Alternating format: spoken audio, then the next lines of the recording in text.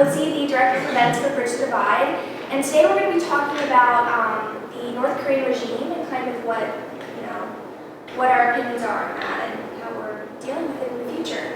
So like I said, I'm Lizzie, and we're going to start with Chris. I'm Chris. I'm Tyler. I'm Anna.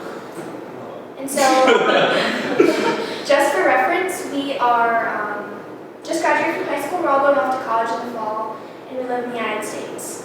And so you might have seen them in a couple of other videos, and so yeah, thanks for joining us again. Glad to be back. Yeah. So to start off, are there initial reactions to North Korea? I know, recently you hear it and kind of, get, nervous. I think people are overreacting. I don't think we have any much to worry about out of North Korea. Well, besides let's. taking American hostages. Yeah, that's That one. obviously not cool. Yeah. But you mean as far as military capability and Yeah. level of threat? Their military is a joke, and they've been threatening us with war for years and years and years and years. But So. still the idea of it, we live in the U.S., we have all of these, freedoms that we enjoy, and in North Korea, they don't have that. So I think, the idea of people living in such a place is scary, and there's an interesting picture that I saw online. It's a map of Asia from, I think, the International Space Station that was taken, and all around North Korea is lit up, but North Korea itself is dark. Yeah. And yeah, that's a pretty scary photo to see. Yeah. How isolated and And I think it is concerning that despite how many nations, speak out against some of the things they do there, North Korea still refuses to, change or take any kind of action. And it's really the only, you have the UN, but the UN doesn't have much hold over North Korea, if at all. But they do have China, who's allied with them. So I think they're really the only kind of body that has influence over what they do and how they react. I think even China is losing grip on North Korea, because China, by any means, do not want North Korea to have nukes. So when all this testing came public, and seeing that they're testing missiles and rockets, solid fuel rockets, China put their troops on their border with North Korea, and usually that shuts North Korea up. But no, North Korea is still going on, and I think China imposed some sanctions, but they're still going through with it. So I definitely think China is losing their grip on North Korea, which is very, very scary. I think it complicates our relationship with China, though. Yeah. Because they have ties to a regime that we can't deal with. We don't have diplomatic ties to. They have ties to North Korea. And I think also, if you're thinking about Russia, there's also some complication there. Russia's on the border of North Korea, and they have to worry about any kind of military aggression that North Korea exhibits. So it also kind of makes our relationship with Russia interesting. I think Donald Trump tweeted. I think his original arrangement with the president of China was that he would kind of let it go and let China take care of North Korea. But I think after the death of Otto Warmbier, I think he tweeted that China. I know he tried. Yeah, he said, tried, but it didn't work. So I think we're going to handle it now. So there's obviously a shift in policy, and this death is a very momentous event in terms of our history and our policy towards North Korea. Yeah. With the Trump administration, Otto, so I guess he took down he was in North Korea, he took down a flag in a hotel, which I don't know if that's the wisest thing to do if you're in North Korea, but it happened, and he's been there for over a year. The Trump administration finally got him back, and he came back with head trauma, and then a few days later, he dies. Yeah. It took my breath away. And North Korea lied about it. They said it was botulism, something like food poisoning, and mixed with a sleeping pill. He's been in a coma. And then they come back, and the doctor's no, it's not botulism. So it's very scary to think of what actually caused that. And I wouldn't be surprised if it was caused by extreme stress or Torture. Torture. Yeah, exactly. Yeah. So.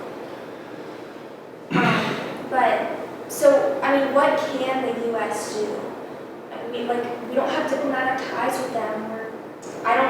There could be covert military action going on that we don't know about. I know we have a strong relationship with Korea, but how do we deal with North Korea? What should we be doing? Or, Trump claims to have an isolationist policy, but we're going to talk about this a little bit later in another video, but he's, conducted strikes in Syria, so maybe he's not as isolationist as we think he is or what he reports. Yeah, recently he said that, North Korea's a brutal regime and we're going to handle it, so I'd be interested to see what exactly that means. Yeah. We're not gonna handle it. It's just gonna sit there like it always has. So I don't think we're gonna have to worry about anything offensive from North Korea. They're very vocal about their nuclear program. They do a lot of state media broadcasts on it. And if they were trying to invade South Korea, it'd be a secret. Like the reason why they're making it so out in the open is I think the nukes are defensive in nature, and they don't have any allies really. Nobody was joining the war, and they know if they did anything serious that the United States or China or anybody would steamroll them. So you don't think the U.S. is going to do anything because of that reason? Not because of that. Not necessarily because of that reason. I just don't think anything's going to happen. This administration is not going to do anything on the offensive. I think North Korea, that's not their game plan. I agree with Chris. I think all that North Korea wants to do, and more specifically Kim Jong-un, all the leaders there, they just want to stay in power. Yeah. So they're not going to invade, they're not going to do anything. They might be provocative, and they might get nukes to prevent the United States from doing any funny business. But I just think they want to stay in power. Well, some people argue do you guys think this is a humanitarian crisis? And if so, some people argue that the U.S. has, moral responsibility to, help people in need, and that would be our reason for intervening. Do you think that will sway American foreign policy, or should it? Well, an important point to know about a humanitarian problem in North Korea is that the North Korean people don't think there's a humanitarian crisis. We can't go in there, overthrow the regime, and the people welcome us in open arms and greet us as heroes. They think, and I had a discussion with a Georgetown professor about this, they literally think Kim Jong-un is Jesus. And if we kill Jesus, that wouldn't go over well. So it's very complicated, because from an outside perspective, yes, it's absolutely a humanitarian crisis, but if we invade, it will not be treated like that by the North Korean people. I'm not sure if humanitarian crisis is really going to provoke the U.S. to do anything. What about the UN? I'm pretty sure we're already doing stuff as far as sending stuff. I'm pretty I sure I feel like we've known about the situation in North Korea for a while now, and we just kind of let them carry on. I don't think that would be our primary reasoning for doing something a little more out in the open, but I disagree with Chris as far as the idea that the administration is just going to let it continue. I think there will be something that will cause some kind of change. I think from the behavior that we've seen from President Trump, I guess an entity that kind of threatens his authority, he, maybe not lashes out, but, reacts to it. Yeah. That's kind of what the regime is doing right now. What are our options? Well, in terms of the U.S., do we okay? So I think it's kind of looking at this from a U.S. perspective. I think this has the potential to work itself out without any U.S. involvement. We don't have to sit down and say, all right, guys, what's the game plan? I agree with Tyler in the sense that we can't just waltz in and destroy North Korea and have the North Koreans be fine with that. But I read an article, I believe it was from Foreign Affairs, and a lot of North Koreans are infatuated with K-pop and a lot of South Korean culture, and they're aware that things aren't like what they they seem, because they know, like, if they're caught watching these cassette tapes or CDs or whatever that are smuggled in, that somebody's going to take them away. They're going to go to a concentration camp. And so the North Koreans are becoming more aware of this. And I think if the regime's going to collapse, it's going to be because of their own people. Well, the president of South Korea has said that he's willing to talk directly to Pyongyang, so I think one of our options could be to encourage and facilitate discussion between those two nations to see what could come of that. I mean, technically there was never a treaty signed from the war. Armistice. So, I mean, that complicates things definitely. There is some North-South cooperation though. Like they've had Korean summits before, and there's limited economic cooperation between the two countries, and I think that might just North Korea opening up its markets and becoming less socialist. It's going to create maybe economic opportunities that will make people demand political power.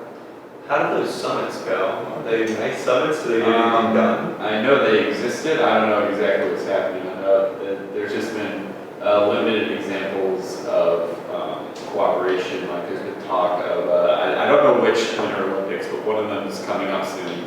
And the South Koreans have talked about holding some of the winter events in North Korea, where they have this ski resort. Yeah, so Winter Olympics 2018, the South Koreans have talked about holding skiing events, as well as fielding a joint women's hockey team, joint Korea. Whoa. Yeah. Whoa. I don't know if those plans came to fruition, but yeah. That is mind-boggling. Well, I mean, like we were saying, the Kims, I feel like wouldn't be willing to do anything that would undermine their right to power, right to the throne. So I feel like, meetings or, Dangerous. that would undermine their power. Surprisingly, I was actually looking into this. North Korea has a very good men's weightlifting program. Surprisingly very good. So, and I'm pretty sure North Korea played South Korea in soccer. It was pretty close.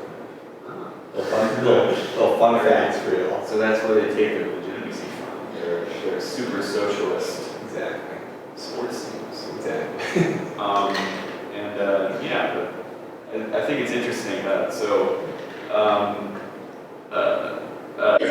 Kim Jong-un and his grandfather and father, they got their legitimacy from the fact that they sort of fought off the Americans, and Kim Jong-il was being bred by his own father for years to take power, and now Kim Jong-un, he's just kind of there, and the only reason why people aren't defying him, he doesn't have the same legitimacy from defying the Western world as his ancestors do. So they're just afraid of him. That's why they're not opposing him. Oh yeah. You've heard all the stories of him like feeding his uncle. Earlier this year he had his uncle poisoned just because he was scared of. Yes, in the airport. Yeah. By like a pop star. Yeah. So And it's it was weird. like a female. Yeah. And that's part of the reason why the North Korean military is so bad, because if you distinguish yourself in any way, you make yourself sort of like a figure and a threat to the regime. He regularly shuffles out his cabinet of military ministers, and he has executions of people if he thinks they're attaining too much clout. Yeah, and I mean we've heard it, history classes that the biggest threat to the leader in power is the military itself, right? You can just turn on the leader and oust him in a military coup. So, I mean, I don't know too much about the North Korean military, but. Oh, it's hilarious. Oh, okay. But it's really funny. Have you seen those videos of Kim Jong-un in their like version of the Congress building? And like they all stand up at once and they're like all clapping, and like everyone's like too scared to stop clapping, so like everyone just keeps clapping. It's awesome. It's awesome. But yeah, from the videos that I've seen online in North Korea, it's really eerie. You have Pyongyang, the square, and you have the music playing, and you have propaganda everywhere, just like a communist state would be. Have you guys seen pictures and videos from Kim Jong-il's funeral? People just Yes. I like his statue. Sobbing. Mm-hmm. Yeah, that's frightening. Yes. We should link that. Yeah. What about? Have one, sorry, we're just going to Kim Jong-un videos, but like North Korea, Kim Jong-un, he comes in on a boat, and all these military people are like running in the water to meet him, and they're like swimming to his boat. It's great, it's great.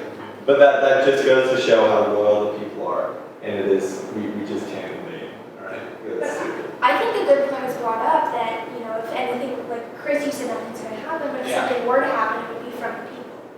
And I feel like a lot of times that is how it happens, if not by the military. Because the military is people, but yes, that would be interesting to see. Because I was watching a video yesterday of this girl talking about how she escaped North Korea and went to China. And there's a big policy in China where they send they send back, you know, people who escape from China to North Korea. I can't remember the exact name of the policy, but that's something that happens, and maybe we should facilitate, you know, something like that in helping refugees. I guess can't necessarily leave the country, but Now that we mentioned China, I feel like even if we were to do something like that, like China, North Korea is right in China's backyard. So like, how would we feel if the Chinese were to come to Mexico and like help them? no, I mean if we engage in some It's a kind of buffer. conversation with China Yeah. and say, hey, like we want to help promote this policy in China to help North Korean refugees. But we don't hear a lot about North Korean refugees. I mean, No, I don't think North Korea lets anyone in another country as a refugee. They just stay in a concentration camp. But back to that China point, Chris makes a very, very good point about how important North Korea is to China, because that's how the whole like Korean War really escalated. North Korea invaded South Korea. We helped South Korea. We pushed them basically up to the Chinese border. And the China troops came down because they didn't want America on their doorstep. So North Korea is a very, very important buffer for China. It's a primary interest of that. and I guess, yeah, but our alliance with China can help that, you know. If China has a lot of leeway with North Korea and we have some leeway with China, maybe some of our, you know, wishes for North Korea can get through that way. That's wishful thinking, obviously. Very. And very broad and philosophical. I like your optimism. Yeah. I like it. Is it worth cooperating with China over to fix North Korea? I mean, we don't exactly see eye to eye. Like, could this bring us together? Is it worth? I think it goes back to the question of whether the U.S. has a responsibility to aid humanitarian crises. I think that's like a long-standing issue within U.S. foreign policy. Interventionist, isolationist, you know, America first, or you know, humans first. Like, how far can we go to help other people? North Korea is just so unpredictable that it would be nice to just kind of put some reins on them Yeah. and settle them down a bit.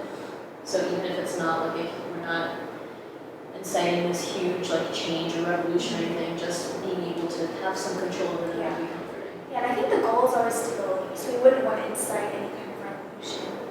I don't think that would really, in the short term, it wouldn't, you know, bode well for many people and nations.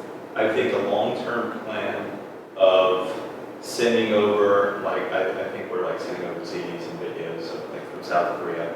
A long-term plan of doing that to make the people more knowledgeable of their bad situation. You mean the propaganda airlifts, like the No. flyers and stuff? From like South Korea. Yeah, they stopped that. They stopped. So They stopped. So they have towers at the border that they used to blast like North Korean terror plates, et cetera. They stopped that. Like, you know, I think it's better. Like that's still a good point though. Like I think that's a bad thing because I think the two Koreas should cooperate more. I think that's the thing that's gonna get us out of this mess, as opposed to like dropping flyers saying everything you know is a lie, your life is terrible, you're starving. But like, in what way would cooperating with South Korea be in Kim Jong-un's interest? Economically, I don't think he doesn't care about You can't, but what is it like for every country to be against you, in the world to be against you? Yeah. I mean, your power is so, you know, weakened then. But he still gets Lamborghinis. That's the thing. He likes it. Isn't he friends with like a basketball player or something? Yes, Dennis Rodman. Dennis Rodman. I've heard that. He just left North Korea that's our with a T-shirt that said "The Ambassador." That's That's how a we- nut that's how job. we Dennis, fix North he's Korea. absolutely great. Dennis Rodman is the cornerstone of American foreign policy. Alright, we're setting up That a would be meeting. crazy if he was Trump like a and Dennis CIA. Rodman. How crazy would that be if he was working for the CIA? mind blown, best Nope, spy in the expose world. him. Exposed. Yeah, I guess it's Yeah, joke. she's- He's happy and crazy. So Dennis Rodman politique. He's a politician now because North Korea gave him a T-shirt that said U.S. Ambassador. So he's there. He's there. I mean, like, We were warmed up in the UN just now. yeah, I mean, like, but why would Kim Jong Un cooperate with the rest of the world? It's a good question. He does not care.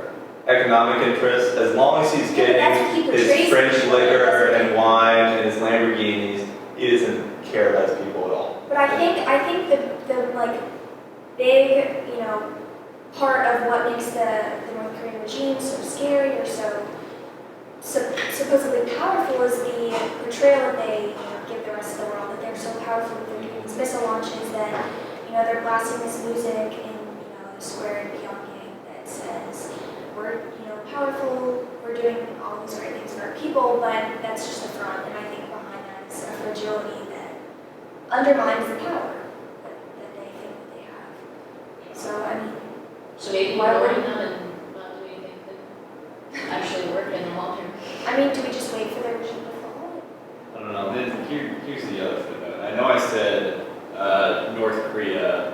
The only thing I think would end their regime, that should end their regime, is their own people. But that also wouldn't necessarily be a good thing. Like Yeah. we could have another failed state, and they also have nukes now. So maybe like the nukes end up in some like non-state actor, like a terrorist group. Which wouldn't be fun. I mean, look at the Middle East. Look what revolution has done to the Middle East. Yeah. Arab Spring. How the Middle East is a mess right now. But I think, for the Korean people, change. Like, I've heard stories from, people who stayed with their families. They used to live in the northern part of Korea, and then after the war, their family got split up, or, the land that they lived on, they no longer have. So I think, for the well-being of the Korean people who have ties to certain places and family who live in the north, some kind of decreasing of that separation might be. Maybe we're so far along from the Korean War that it doesn't matter, but we'll have to see. But that's the end of our discussion for today, North Korea and their regime. So thank you for joining me, Anna, Tyler, and Chris. And we'll be back for another video. So thanks for watching.